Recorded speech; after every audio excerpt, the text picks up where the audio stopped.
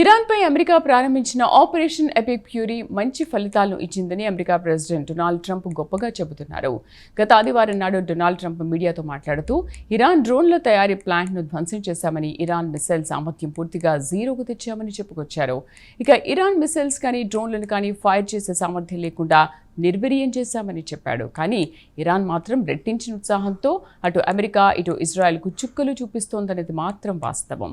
ఇక నిపుణుల అంచనాల ప్రకారం ఇరాన్ వద్ద ఇంకా ఫైర్ పవర్ పుష్కలంగా ఉందని చెబుతున్నారు. మరోపక్క ఖతార్ కూడా ఇరాన్ నుంచి భారీ ఎత్తు మిసైల్స్, డ్రోన్లు వచ్చి పడుతున్నాయని ఆందోళన వ్యక్తం చేస్తోంది. మరి ట్రంప్ మాటల్లో నిజమెంత? ప్రత్యేక కథనంలో దీనికి సంబంధించి మరింత సమాచారం చూద్దాం.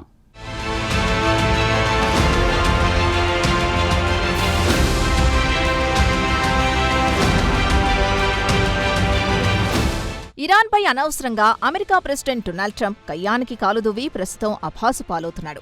గత నెల 28న Iran supreme leader Ayatollah Ali Khamenei రహస్య ప్రదేశంపై బాంబుల వర్షం కురిపించి లేపేసిన తర్వాత నుంచి ఇటు ఇరాన్, అటు అమెరికా, ఇజ్రాయెళ్ల మధ్య పూర్తిస్థాయి యుద్ధం మొదలైంది.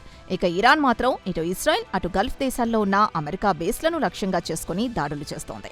ఇక తాజాగా అమెరికా ప్రెసిడెంట్ చెప్పుకొచ్చేది ఏంటంటే ఆపరేషన్ ఎపిక్ ఫ్యూరీ సత్ఫలితాలనిచ్చింది. ఇరాన్ పనైపోయింది. వారి మిసైల్స్తో పాటు డ్రోన్ల తయారీ ప్లాంట్లను పూర్తిగా ధ్వంసం చేశామని, ఇక ఇరాన్ కోలుకోలేదు. ఇరాన్ గగనతలంలో తాము పట్టు సాధించామని చెబుతున్నాడు. కానీ వాస్తవం మాత్రం వేరుగా ఉంది. ఇరాన్ గత ఆదివారం నుంచి అత్యంత ప్రమాదకరమైన సెసిల్ మిసైల్స్ లేదా డాన్సింగ్ మిసైల్స్ ని ఇజ్రాయెల్పై ప్రయోగించి యుద్ధాన్ని నెక్స్ట్ లెవెల్కు తీసుకెళ్లింది. మరి ట్రంప్ చెబుతున్నట్లు ఇరాన్ పనైపోయిందని భావిస్తే సోమవారం నాడు మధ్యాహ్నం ఖతార్ ఇరాన్ నుంచి వస్తున్న మిసైల్స్ ని అడ్డుకుంటున్నామని చెప్పుకుంది. అలాగే Saudi Arabia, United Arab Emirates, బెహ్రెయిన్లు కూడా అలర్ట్లు జారీ చేశాయి. ఇక అబుదాబిలో ఒక మిసైల్ కారుపై పడి ఒక వ్యక్తి దుర్మరణం పాలయ్యాడు. ఇవన్నీ చూస్తుంటే ఇరాన్ మిసైల్స్ పవర్ తగ్గిందా? మరి ఇరాన్ తన పొరుగున ఉన్న ఇజ్రాయెల్తో పాటు గల్ఫ్ దేశాలపై నిరంతరం మిసైల్స్తో పాటు డ్రోన్లతో దాడులు ఎలా చేయగలుగుతోంది? మరి ఈ విషయం కూడా ట్రంప్ చెబితే బాగుంటుంది.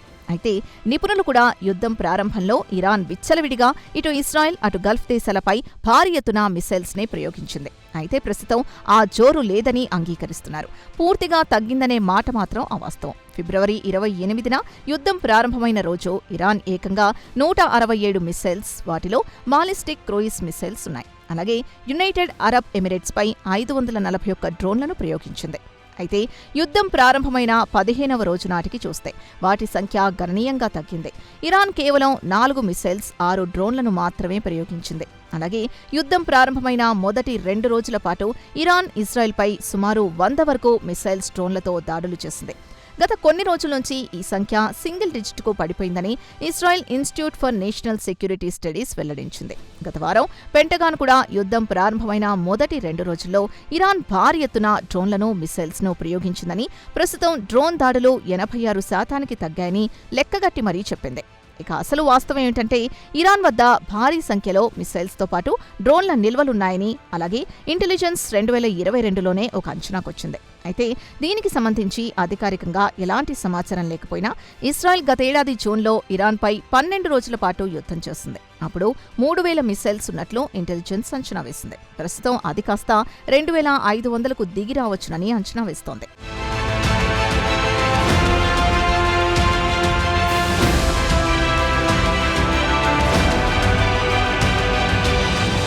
అయితే ఇరాన్ ప్రయోగించిన మిసైల్స్ ని అమెరికా, ఇజ్రాయెల్ లక్ష్యానికి చేరుకునే లోపలే పేల్చేస్తున్నాయి.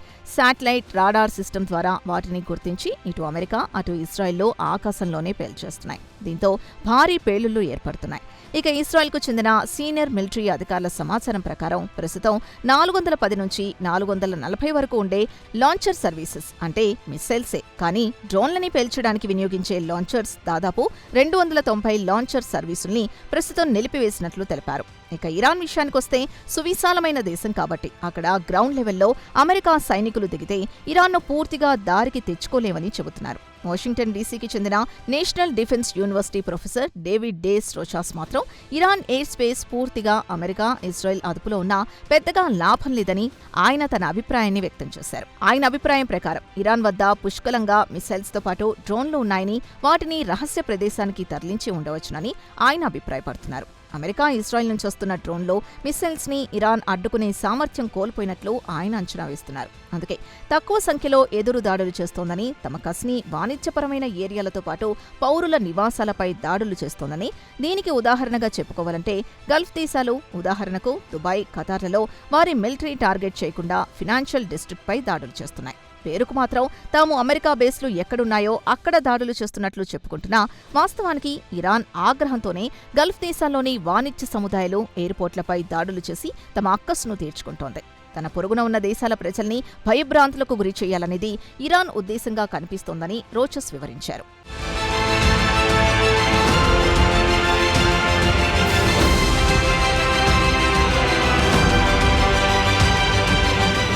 అయితే మిలిటరీ నిపుణుల అంచనా ప్రకారం అమెరికా, ఇజ్రాయెల్ కలిసి ఇరాన్కు చెందిన అతిపెద్ద మిస్సైల్ బేస్లను ధ్వంసం చేసి ఉండవచ్చు. దీంతో ఇరాన్ మొబైల్ లాంచర్స్ పై ఎక్కువగా ఆధారపడుతోంది.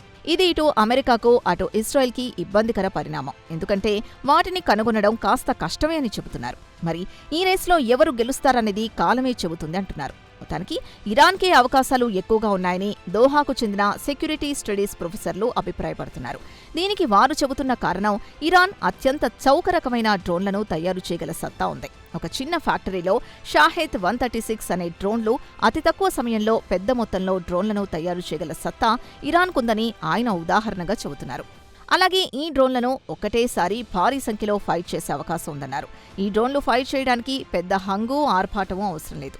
ఎక్కడి నుంచైనా ఫైర్ చేయవచ్చు.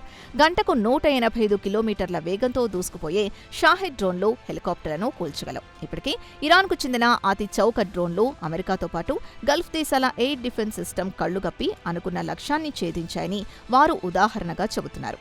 మరి ట్రంప్ ఇరాన్ పని అయిపోయిందని చెబుతున్న సోమవారం నాడు దుబాయ్ ఇంటర్నేషనల్ ఎయిర్పోర్టుపై ఇరాన్ డ్రోన్లతో దాడి చేసింది.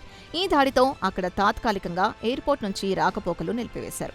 మరి మరో డ్రోన్ యుఏఈలోని పుజారియా ఇండస్ట్రియల్ ఏరియాపై పడి అక్కడ మంటలంటుకున్నాయి. ఇక టెల్ అవీపై డ్రోన్లతో దాడులు చేస్తే సెంట్రల్ ఇజ్రాయెల్లో సైరన్ల మోత మోగింది. ఇక హోర్ముజ్ జలసంధి వద్ద భయానక వాతావరణం సృష్టించింది. ఇప్పటివరకు 20 సార్లు అక్కడ ఆయిల్ ట్యాంకర్లపై దాడులు చేసింది. ఇక ఇరాన్ మాత్రం తనపై జరిగిన దాడికి ప్రతీకారం యావత్ ప్రపంచంపై తీర్చుకుంటోంది. హోర్ముజ్ జలసంధి నుంచి ఆయిల్ ట్యాంకర్లను నిలిపివేసి చమురు ధరల్ని బ్యారెల్ వద్ద $లకు పెంచేసింది. యావత్ ప్రపంచానికి ఎగుమతి చేసే సహజ వాయువు ప్లాంట్ని ఖతార్ మూసేసుకుంది. బహ్రెయిన్కు చెందిన ఆయిల్ కంపెనీలు ఇక చమురు ఎగుమతి చేయవని చేతులెత్తేశాయి.